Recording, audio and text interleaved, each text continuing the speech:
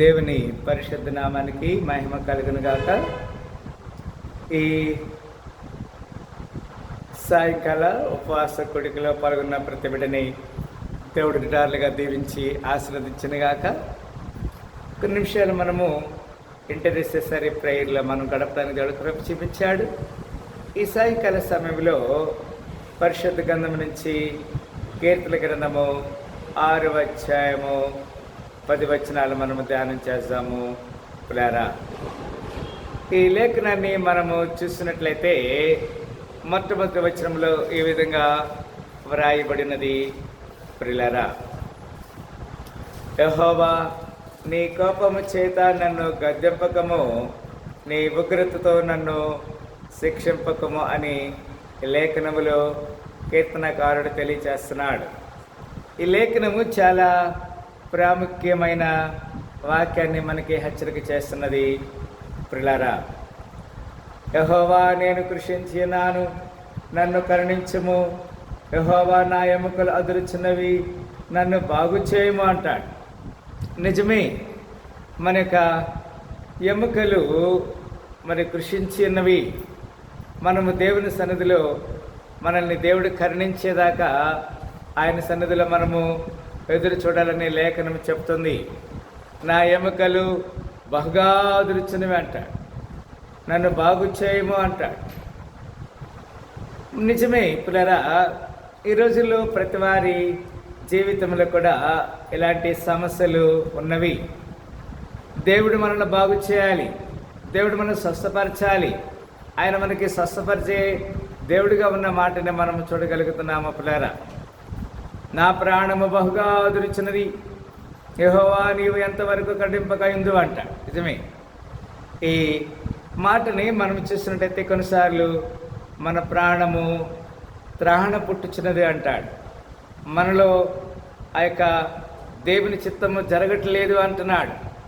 మన దేవునికి లోబడాలి అనేది ఇక్కడ దేవుని మాటగా చూస్తున్నాం. యెహోవా నువ్వు ఎంతవరకు ఖండింపకయుందు అంటాడు కదండి. దేవుడు మనల్ని కరుణించాలి. My soul is also sore vexed but the O Lord how long, ఎంతకాలము నీవు నన్ను కరుణింపకయుందు అంటాడు. నిజమే, కొన్నిసార్లు మనల్ని దేవుడు కరుణించే వారికి ఆయన వైపు మన ఎదురు చూడాలి.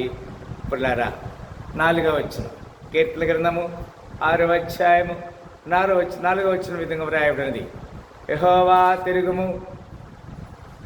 తిరిగి రమ్ము, నన్ను విడిపింపుము, నీ కృపను బట్టి నన్ను రక్షింపమంటాడు. దేవుని యొక్క కృప లేకపోతే ఈ లోకంలో ఏ ప్రాణి జీవించదు, ఏ జంతువు జీవించలేదు.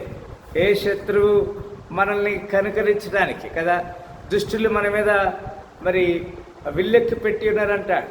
ఎంతమందికి ఎన్నో విధాల సమస్యలు ఉన్నాయి. ప్రియులారా, మరణమైన వారికి నిన్ను గురించిన జ్ఞాపకం లేదు, పాతాళంలో ఎవరు నీకు కృతజ్ఞతాస్తుతులు చెల్లించదంట. నిజమే, when somebody died they cannot be remember at all కదండి. 6వ వచనం, నేను మూలుగుచు అలసి ఉన్నాను, ప్రతి రాత్రి కన్నీరు విడిచుచు నా పరుపు తేలా చేయుచున్నాను, నా కన్నీళ్ళ చేత నా పడక కొట్టుకొని పోవచ్చున్నది అంటాడు. కదా, దేవుని యొక్క యాత్రలో మనందరం కూడా ఉన్నాం. మన పడక కొట్టుకొని పోవటానికి ఎన్ని కన్నీరు కారవాలి కూడా కదండి. నేను మూలుగుచ్చు 6వ అధ్యాయం 6వ వచనంలో, అలసి ఉన్నాను, ప్రతి రాత్రియు కన్నీరు విడిచిచు నా పరుపు తేలా చేయించున్నాను, నా కన్నీళ్ళ చేత నా పడక కొట్టుకొని పోవచ్చున్నది. ఎంత కన్నీరు కారిస్తేనో పడక కొట్టుకొని పోతుంది కదా. వర్షం రావాలి, అయితే ఏదైనా గాలి తుఫాను వస్తే మనం పనుకున్న పడక కొట్టుకుపోతుంది. కానీ ఇక్కడ దావీదు తనకి ఎంత కన్నీరు కారుస్తున్నాడు. 7వ వచనం, విచారం చేత నా కన్నులు గుంటలు పడుచున్నవి, నాకు బాధ కలిగించే వారి చేత అవి చెవికి ఉన్నవి అంటాడు. నిజమే, మనకున్నటువంటి నాట్యాన్ని దుఃఖానికి మార్చాలి, మనకున్న సంతోషాన్ని దేవుని సన్నిధిలో విలాపించాలి, కన్నీరు కార్వాలి. విచారం చేత నా కన్నులు గుంటలు పడుచున్నవి, నాకు బాధ కలిగించు వారి చేత అవి చెవికి విన్నవి అంటాడు. యెహోవా నా రోదన ధ్వని వినినాడు, పాపము చేయవారులారా మీరందరూ నా ఎదుట నుండి తొలగిపోవుడి అంటాడు కదండి. దేవుడు మన రోదన ధ్వని వింటున్నాడు. He will always listen our prayers కదండి. Depart from me all you workers of iniquity, for the Lord hath heard the voice of my weeping. నువ్వు రోదన చేయుట, నువ్వు దుఃఖపడుట ఆయన ఆలకిస్తున్నాడు. He will definitely hear your voice. యెహోవా నా విన్నపం ఆలకించినాడు, యెహోవా నా ప్రార్థన అంగీకరించినంట. నిజమే. ఎప్పుడు ఆలకిస్తాడు పిల్లరా? The Lord hath heard my supplications. The Lord will receive my prayer. మన ప్రార్థన చేయటానికి దేవుని దగ్గరికి వచ్చాము, విన్నపాలు చేయటానికి దేవుని సన్నిధికి వచ్చాము. దేవుడు మన విన్నపాన్ని ఆలకిస్తాడు కదా. విన్నపాలు విను దైవమా, నా కన్నీరు తుడుచు దైవమా, స్వస్థత నిత్య దైవమా, స్తోత్రము యేసయ్యా.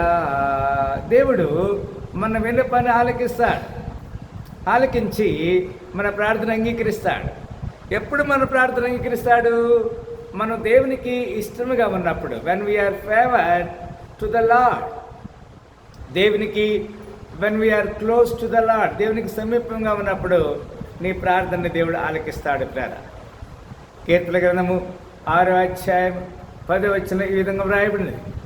నా శత్రువులందరూ సిగ్గుపడి బహుగా అదురుచున్నారు, వారు ఆకస్మికముగా సిగ్గుపడి వెనుకకు మళ్ళుదురు అంటారు. చూసారు పిల్లరా, ఇదంతా చక్కని మాట. నా శత్రువులందరూ సిగ్గుపడి బహుగా అదురుచున్నారు, వారు ఆకస్మికముగా సిగ్గుపడి వెనుకకు మళ్ళుదురు. ఈ సాయంకాల సమయంలో మొట్టమొదటి మాట కీర్తనలు 6వ అధ్యాయం 1వ వచనం మనం చూసినప్పుడు, యెహోవా నీ కోపము చేత నన్ను గద్దింపకము, నీ ఉగ్రతతో నన్ను శిక్షింపకము అంటాడు కదండి. దేవుని యొక్క కోపానికి మన పాత్రలు కావద్దు, ఆయన ఉగ్రతతో మనము శిక్షక పాత్రలు కావద్దని ప్రభుపట్ని తెలియజేస్తున్నారు. మనం సమీపంగా ఉందాం, దేవునికి విన్నపాలు చేద్దాం, విజ్ఞాపన చేసి ప్రార్థన ద్వారా దేవునికి మనం దగ్గరదాం. అలాంటి కృపణ దేవుడు మన ఉండాలిగా దీవించి ఆశీర్వదించునుగాక. ప్రార్థన చేస్తాం. స్తోత్రములు ప్రేమగల తండ్రి, వ్యాపారమైన ఉచిత కృపను బట్టి వందనాలు తెలియజేస్తున్నాం. సాక్షిగా జీవించి కృప దాయించమని, ఈ దినదీవుల్లో ఆశీర్వాదం నింపి సాయించమని మనమే తగ్గించుకొని మీ నామాన్ని చేస్తూ యేసుక్రీస్తు వారి శ్రేష్టమైన నామములో మిక్కిలి వినయంతో వేడుకను స్తుతించి, అయ్యా మరి కూర్చున్న అందరూ దర్శించండి, మా ప్రార్థన ఆలకించి జవాబు దాయించమని మిక్కిలి వినయంతో వేడుకను స్తుతించి ప్రార్థన చేస్తున్నాము తండ్రి. ఆమేన్. మరొకసారి ఈ సాయంకాల ఆరాధనలో పాల్గొన్న ప్రతి బిడ్డని దేవుడి నిండాలుగా దీవించి ఆశీర్వదించునుగాక. ఆమేన్.